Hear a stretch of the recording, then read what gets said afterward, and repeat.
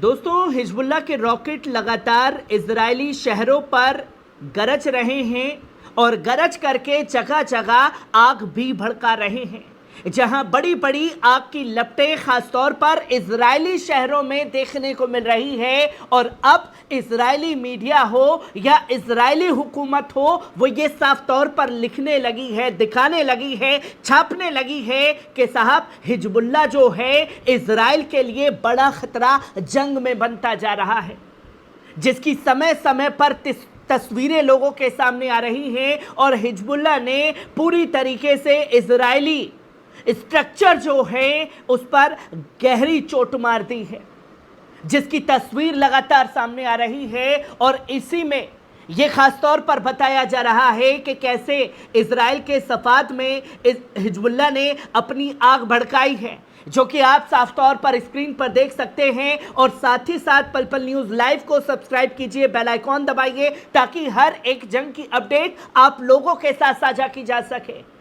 और देश के मुद्दे से जुड़े रहने के लिए पल पल न्यूज़ को सब्सक्राइब कीजिए, ताकि हर एक मुद्दे की नोटिफिकेशन जो है आप लोगों के साथ साझा की जा सके। जहां आप ये स्क्रीन पर तस्वीर देख रहे हैं कि किस तरीके से आग हिजबुल्लाह ने लगातार भड़काई है और कई बड़े ऑपरेशंस को अंजाम दिया, जिसमें यह बताया जा रहा है कि इजरायली कब्जे वाले फलस्तीनी इलाकों में हिजबुल्लाह द्वारा इजरायली एलेत शहर बस्ती के पास कब्जे वाले सफाद इलाके को निशाना बनाकर दागे गए रॉकेटों के हमले के बाद कई जगह आग भड़क गई है, जिसके बाद चेतावनी सायरन सफाद और उसके आसपास के कई इलाकों में शनिवार दोपहर 12 बजे के आसपास सुनाई दिए। इन इलाकों में कब्जा किए गए सफद शहर, बिरिया कस्बा और आमुका, मिश मारा और हायरदेन, ऐलेत, हशरश और अल्मा जैसी बस्तियां शामिल हैं, जिसकी तस्वीर लोगों के सामने आई है कि सिर्फ एक जगह नहीं बल्कि एक साथ दर्जनों शहर के ऊपर हिजबुल्लाह अपने रॉकेट बरसा रहा है। जहां इजरायली मीडिया ने रिपोर्ट्स किया कि अल जलील के ऊपरी इलाके में रॉकेट हमलों के कारण बड़े पैमाने पर आग भड़क गई है। यह ध्यान देने योग्य है कि इन इलाकों में इजरायली बाशिंदों को अभी तक इजरायली हुकूमत द्वारा निकाला नहीं गया है, और अब उस शहर के ऊपर हिजबुल्लाह ने बम बरसाना शुरू कर दिए हैं जहां पर रिहायशी है।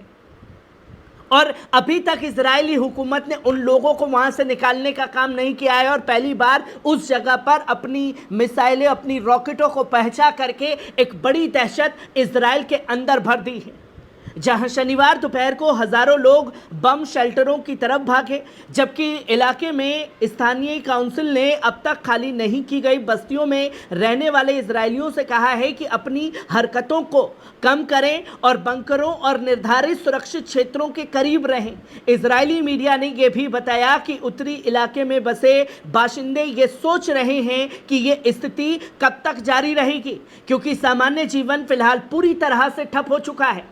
और ये उन लोगों को कान में तेल डाल करके सुनने की ज़रूरत है जो आड़े टेढ़े मुंह बना करके कहते हैं कुछ नहीं हो रहा है भैया, इजराइल में एक बंदा नहीं मर रहा, वो तो अपनी आम जिंदगी जी रहे हैं। इजरायली मीडिया और इजरायली हुकूमत अपने बाशिंदों को कह रहा है कि अपनी हरकतों से बाज आइए, कल को आप मारे जाएंगे तो इजरायली हुकूमत को जिम्मेदार न ठहराइएगा। और क्यों कह रहा है? क्योंकि आयरन डोम फेल हो चुका है। यह तस्वीर लोगों के सामने है और उसने साफ तौर पर यह बता दिया कि पूरी तरीके से जो जीवन जीने की जरिया है वो ठप हो चुका है। शनिवार को लेबनान की इस्लामी मुकाबिलत हिजबुल्लाह ने फिलिस्तीन अवाम के समर्थन और लेबनानी इलाकों पर इजरायली हमलों के जवाब में एक सिलसिलेवार कार्रवाई की, जिसमें दर्जनों शहरों को हिजबुल्लाह ने निशाना बनाया है। जहां शनिवार को शुरू हुई पहली कार्रवाई में हिजबुल्लाह ने लेबनान के अल नाब्तियाई गवर्नरेट में कफूर कस्बे पर इजरायली हमले का जवाब दिया, जहां इजरायली कब्जा फौज ने कफूर घाटी में के एक रिहायशी इलाके पर हमला किया, जिसमें 10 लोग शहीद हो गए और 5 अन्य जख्मी हुए, जिसमें से ज़्यादातर सीरियाई नागरिक थे। और इसी की मुकाबिलत ने इजरायली अल मर्ज मिलिट्री साइट की तरफ से 2 FPV ड्रोन दागे। ये छोटे विस्फोटक ड्रोन जगह तैनात इजरायली कब्जा वाली फौज पर गिरे, जिससे वहां मौजूद लोग मारे गए और घायल हो गए। अब पहली बार इजरायली मीडिया ये छाप रहा है कि भैया लोग जो हैं हिजबुल्लाह के ड्रोन से मारे गए हैं, हिजबुल्लाह के ड्रोन से, उसके रॉकेटों से जगह जगह आग भड़क गई है। रोजमर्रा जो जिंदगी जीने का जरिया है वो पूरी तरीके से ठप हो चुका है। बाशिंदों को खुद हड़काने पर लगा हुआ है इजराइल कि साहब आप लोग बंकरों के आसपास रहिए, अपने घरों में वापस ना जाइए, क्योंकि कभी भी कुछ भी हो सकता है।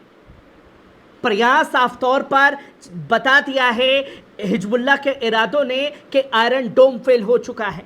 वहीं मुकाबिलेत ने इजरायली कब्जे वाले लेबनानी कफर चुबा हिल्स पर अल सुमाका मिलिट्री साइट पर भी हमला किया, जिससे निशाने पर सीधा वार हुआ और आर्टिलरी यूनिट्स ने शाम 5 बजे रैसत अल आलम मिलिट्री साइट पर एक हमला किया। और ये इजरायली मिलिट्री ने कहा कि हाँ, हमारे सैनिक जो हैं हिजबुल्लाह के हमले में ढेर हुए हैं। 20 मिनट बाद हिजबुल्लाह की आर्टिलरी यूनिट्स ने हदब यारोन मिलिट्री साइट को निशाना बनाया और निर्धारित लक्ष्यों को सीधा टारगेट किया है। हर 20 मिनट बाद हिजबुल्लाह के दर्जनों रॉकेट बरस रहे हैं, कभी इजरायली मिलिट्री के ऊपर तो कभी इजरायली शहरों के ऊपर। और शनिवार को एक साथ दर्जनों शहर को निशाना बनाने का काम जो है हिजबुल्लाह ने करके अपने इरादे स्पष्ट कर दिए हैं। जहां लेबनानी में इस्लामी मुकाबिलेत हिजबुल्लाह ने साफ तौर पर कहा है कि वे जंग नहीं चाहता है, लेकिन इसे उसकी तैयारी या काबिलियत की कमी समझना गलती होगी।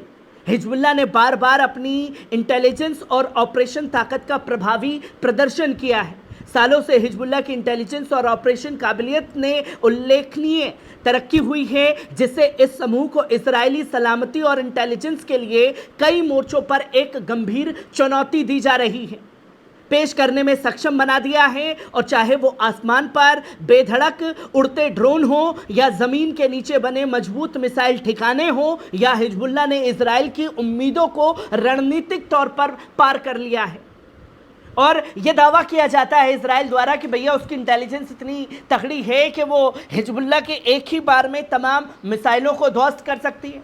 10 महीने हो चुके हैं, तो कौन सी आपने हिजबुल्लाह की मिलिट्री के ऊपर बड़े हमले करके बड़ा नुकसान पहुंचाया है। जहां 1990 के दशक के दौरान लेबनान पर इजरायली कब्जे के खिलाफ हिजबुल्लाह की इंटेलिजेंस काबिलियत निखरी है। जैसे जैसे मुठभेड़ बढ़ती है, हिजबुल्लाह की अहम जानकारी जुटाने, उसका विश्लेषण करने और उस पर अमल करने की क्षमता में भी बढ़ोतरी होती जाती है। ये खुद इजराइल कह रहा है और इजराइल ये बता रहा है कि हिजबुल्लाह ने यकीनन इजराइल के अंदर बड़ी तबाही मचाई है।